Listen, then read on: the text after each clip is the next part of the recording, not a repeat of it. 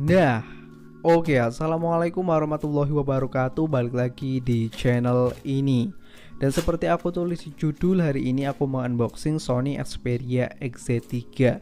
Ini adalah HP mantan flagship dari Sony keluaran tahun 2018. Usianya udah lumayan tua, tapi ya sekarang masih punya daya tarik tersendiri bagi para fans boynya. Untuk harganya sendiri sekarang udah lumayan turun dari awal launchingnya. Sekarang itu di angka 1 jutaan aja, lebih tepatnya 1,5 sampai dengan 1,8 jutaan. Ini sih agak naik daripada tahun 2022. Di tahun 2022 itu harganya cuma 1,3 sampai dengan 1,5 jutaan.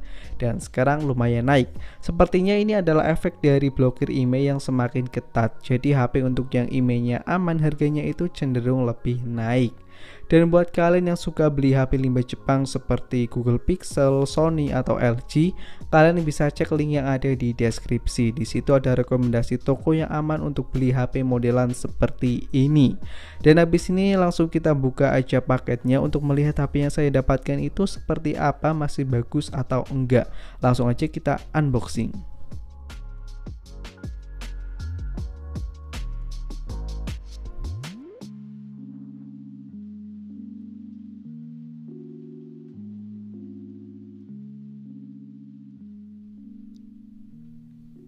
Nah, ini dia adalah bungkusan terakhirnya, mari kita buka.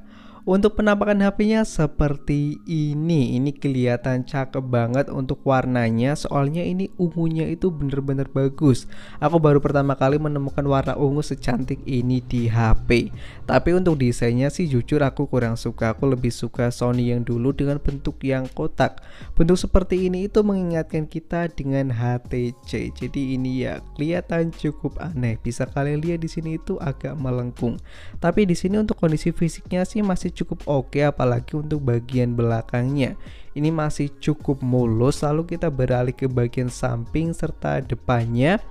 Mari kita lihat untuk bagian depannya, di sini juga masih oke, cuma agak kotor sedikit, tapi ini bisa dibersihkan nanti kita lap.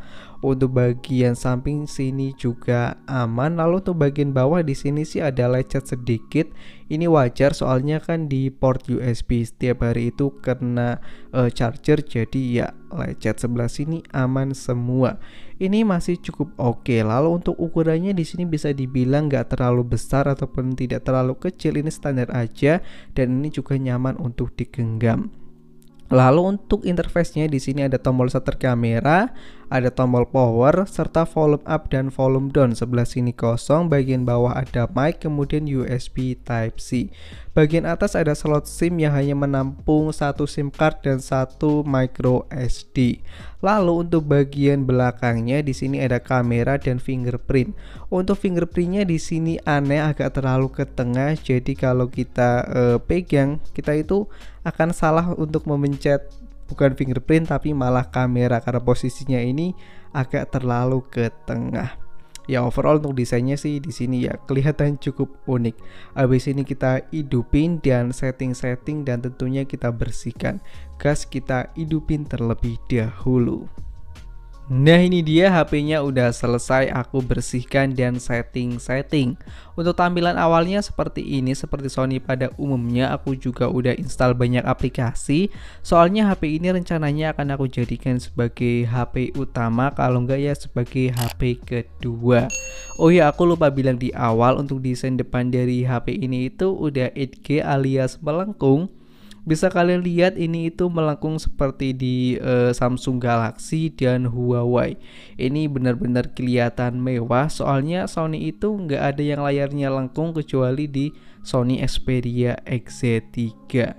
Untuk UI-nya sendiri bisa kalian lihat, ini itu UI-nya mirip banget dengan stok Android. Jadi ini itu kerasa cukup simple, minimalis dan enggak neko-neko, dan tentunya ini UI-nya juga terasa cukup ringan seperti yang kalian lihat di sini. Ini tuh kelihatan ya sangat simple dan ringan. Untuk sidik jarinya tadi aku juga udah masukin. Ini itu sidik jarinya menurut aku kerasa kurang cepat. Bisa kalian lihat di sini aku coba. Nah, ini sidik jarinya itu kerasa agak kurang cepat, tapi untungnya ini bisa bekerja dengan normal. Setidaknya di sini ada sidik jari daripada enggak ada sama sekali.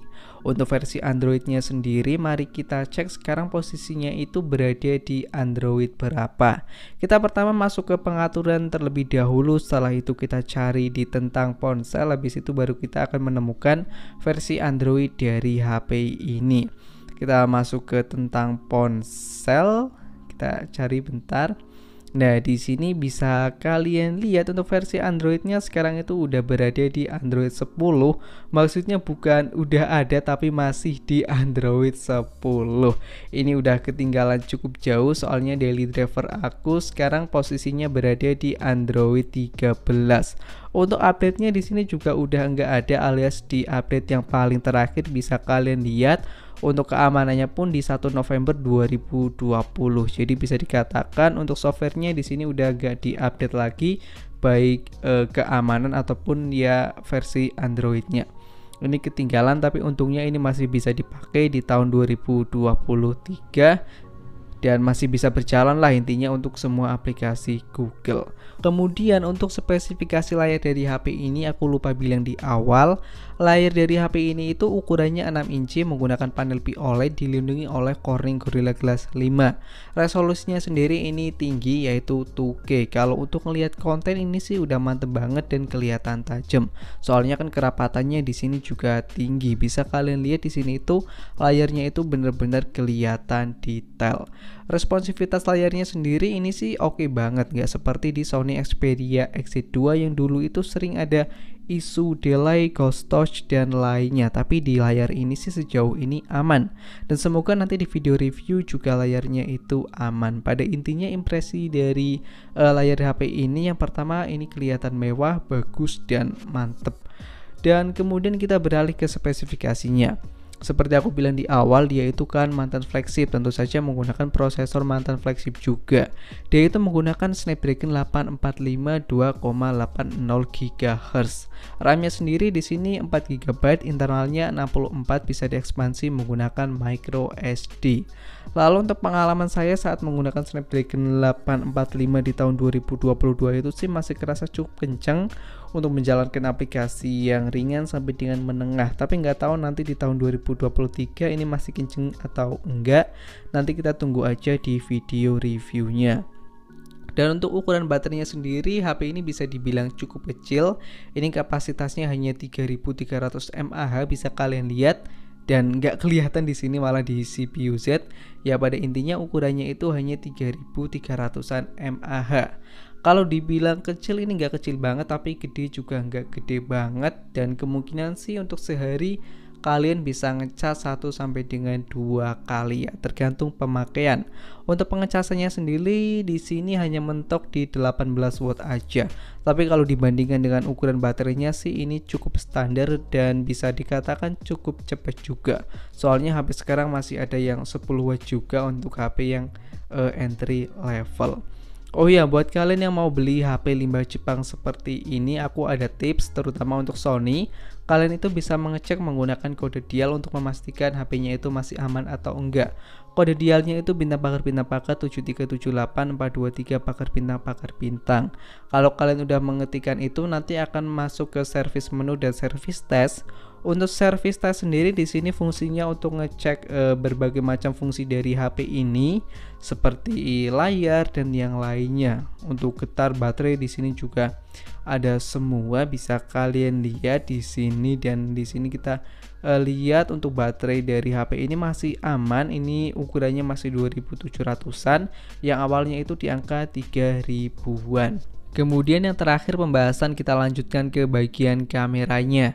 Untuk kamera dari HP ini di bagian belakang jumlahnya hanya 1, ini beresolusi 19 megapiksel. Bisa dibilang ini resolusinya cukup tinggi untuk tahun tersebut. Sedangkan untuk bagian depannya ini resolusinya juga bisa dibilang cukup tinggi, yaitu 13 megapiksel.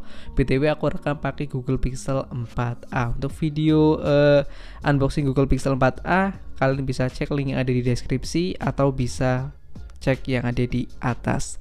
Sedangkan untuk perekaman video dari HP ini, bagian belakangnya itu hanya bisa merekam sampai dengan 4K 30 fps atau 1080 di 60 fps aja. Ini jadi belum bisa 4K 60 fps. Sedangkan untuk kamera depannya ini hanya mampu merekam sampai dengan Full HD aja 30 fps. Lalu untuk hasil kameranya sendiri yang aku coba di sini, jelas ini seperti Sony pada umumnya, kelihatan natural, tajam, dan seperti apa yang kita lihat. Pada intinya hasil kameranya itu ini nggak neko-neko dan masih cukup oke. Dan mungkin untuk unboxingnya sekian aja, ini hanya first impression. Untuk lebih lengkapnya kalian bisa tunggu review dari HP ini yang mungkin tayang 1 minggu atau 2 minggu ke depan. Dan sekian